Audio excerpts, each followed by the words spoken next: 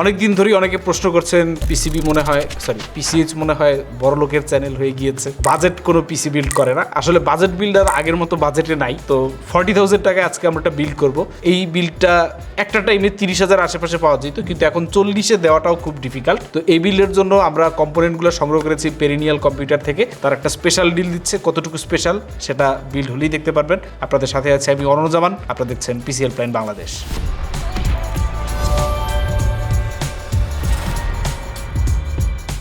40,000 টাকার রেঞ্জে এই মুহূর্তে সিপিইউ হিসেবে আপনি যদি এপিইউ বিল্ড করেন তাহলে ওইটাই হবে বেস্ট, কারণ গ্রাফিক্স কার্ড দিয়ে আসলে এই রেঞ্জে বিল্ড করা নিয়ার ইম্পসিবল হয়ে গেছে। তো আমরা ব্যবহার করতেছি 5600G এর পরবর্তী জেনারেশনের 5600 GT।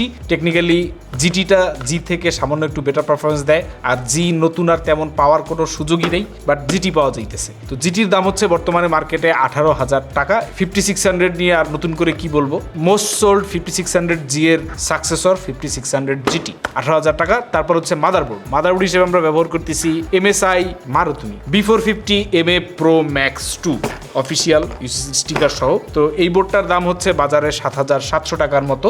এই বোর্ডের মধ্যে আপনার NVMe স্লট আসে একটা, র্যাম স্লট আসে দুইটা। এখন র্যামের যে দাম, দুইটা স্লট ফিল আপ করাই খুব কঠিন হয়ে গেছে, তবে দুইটার বেশি কেউ ব্যবহার করবেন বা দরকার পড়বে বলে মনে হয় না। আর NVMe স্লট আপনার যেহেতু একটা, সো চিন্তা ভাবনা করে আপনাকে স্টোরেজটা নিতে হবে।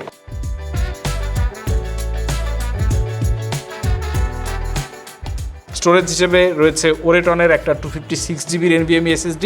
এখানে আপনারা যদি হাতে কিছু এক্সট্রা বাজেট থাকে তাহলে রেকমেন্ডেশন থাকবে আপনি 500 বড় অ্যাটলিস্ট একটা নেন, কারণ NVMe স্লট যেহেতু একটা, সো এক্সট্রা স্লট নাই, আপনি পরে আরেকটা বাড়ায় যে লাগাইতে পারবেন তা না। আরেকটা কিনলে পরে দেখা যাবে এইটাকে রিপ্লেস করে আপনার বসাইতে হইতেছে। সো যদি এই স্পেশাল বিল্ডের প্রাইসে আপনার কিছু এক্সট্রা অ্যাড করার সুযোগ থাকে তাহলে প্রথম আপনি যেটা করবেন সেটা হচ্ছে স্টোরেজটা একটু বাড়ায় নেবেন।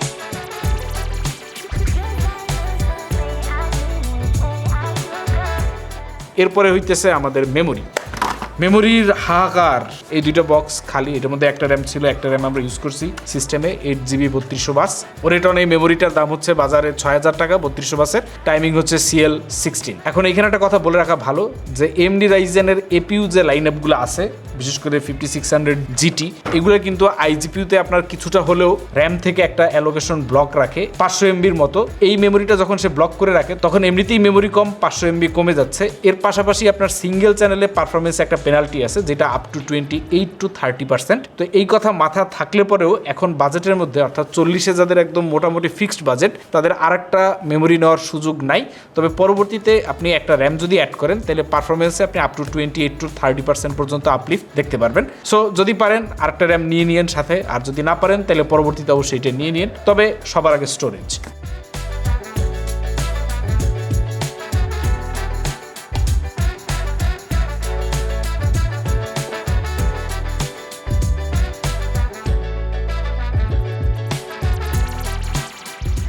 কেস হচ্ছে ভার্চু গেমিং ARGB M12 কেসটা। এটার সাথে 4টা ARGB ফ্যান আসে, আই মিন বাটন জিবি। আপনি রিমোট দিয়ে টিপে কালার চেঞ্জ করতে পারবেন। তো এই বাটন জিবি ফ্যানগুলো আপনি এইখানের যে বাটন আছে এটা প্রেস করে কালারগুলো চেঞ্জ করতে পারবেন, এইরকম যেই কালারটা আপনার পছন্দ হয়। গেমিং পারফরমেন্স যাই হোক না কেন, গেমিং লাইটটা চমৎকারভাবেই আপনি পাবেন।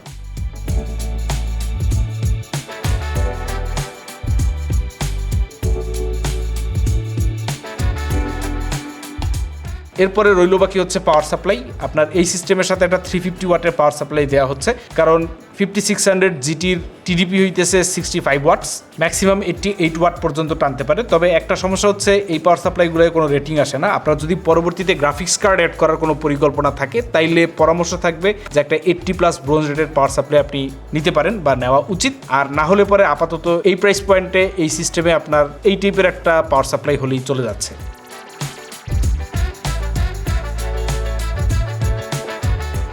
কেসটার দাম হচ্ছে 3500, পাওয়ার সাপ্লাই হচ্ছে 1500, সব মিলে হচ্ছে 5000। টোটাল কম্পোনেন্ট মিলে আপনার এই বিল্ডে কস্টিং গেল হচ্ছে 42,000 টাকা। তবে পেরিনিয়াল আপনাকে এটা একটা স্পেশাল প্রাইসে দিচ্ছে, সেটা হচ্ছে 39,800 টাকা। এবং এই মুহূর্তে পিসি বিল্ড করার জন্য খুব ভালো সময়, এটা বলা একটু ডিফিকাল্ট, কারণ প্রোডাক্টের দাম অনেক বাড়ছে। তবে আরেকটা সমস্যা হচ্ছে যে প্রোডাক্টের শর্টেজও তৈরি হইতেছে, কারণ নতুন করে কেউ আর মেমোরি স্টোরেজ এগুলো সংগ্রহ করতে পারতেছে না, যে কারণে দেখা যাইতে পারে Q3 বা Q4 নেক্সট কোয়ার্টারে গিয়া বা নেক্সট কোয়ার্টার তো চলেই আসছে, এই মাসেই নেক্সট কোয়ার্টার, দাম আরও বাড়তে পারে বা বাড়ার সম্ভাবনা আছে। সো যারা বিল্ড করতে চাচ্ছেন তারা চাইলে এই বিলটা দেখতে পারেন। আমাদের বিল মোটামুটি শেষ, চলুন এবার আমরা একটু বিরোজ দেখে আসি।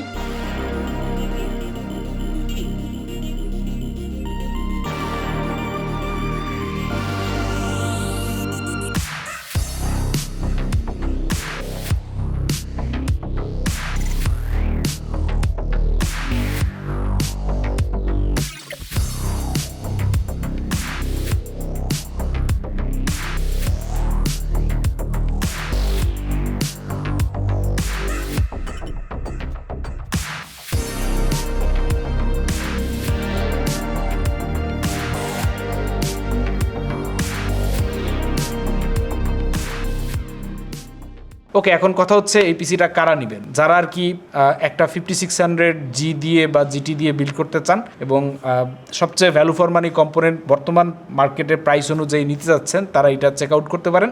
আর এইটা দিয়ে আপনি কি এক্সপেক্ট করতে পারেন, আপনি টুকটাক এডিটিং করতে পারবেন, 1080p এডিটিংয়ে খুব বেশি অসুবিধা হবে না। যদি আপনার ফুটেজ একটু ভারী হয় তাইলে আপনাকে অবশ্যই প্রক্সি করে নিতে হবে।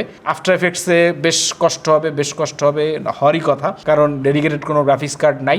আর গেম যখন আপনি খেলতে যাবেন, গেম খেলতে গেলে আপনি অধিকাংশ লিগ্যাসি গেমগুলা 30 FPS প্লাস খেলতে পারবেন। লো টু মিডিয়াম সেটিংসে গেলে পরে 50 আশেপাশে FPS আসতে পারে। বলতে পারেন একটা অলরাউন্ডার পিসি 40,000 টাকায় বেস্ট ব্যাং ফর বাক বা ভ্যালু ফর মানি, আপনি যেটাই বলেন না কেন, এর থেকে বেশি স্কুইজ করা এই বাজেটে পসিবল না। লিঙ্ক ডেসক্রিপশনে দেওয়া থাকবে, অথবা আপনার ইউনিটটি কালেক্ট করার জন্য ঢাকার বাইরে থেকে বা ঢাকার ভেতরে ফোন দিয়ে কনফার্মেশন নিতে পারেন। ফোন নাম্বার, লিঙ্ক সবকিছুই ডেসক্রিপশনে দেওয়া থাকবে। আল্লাহ হাফেজ।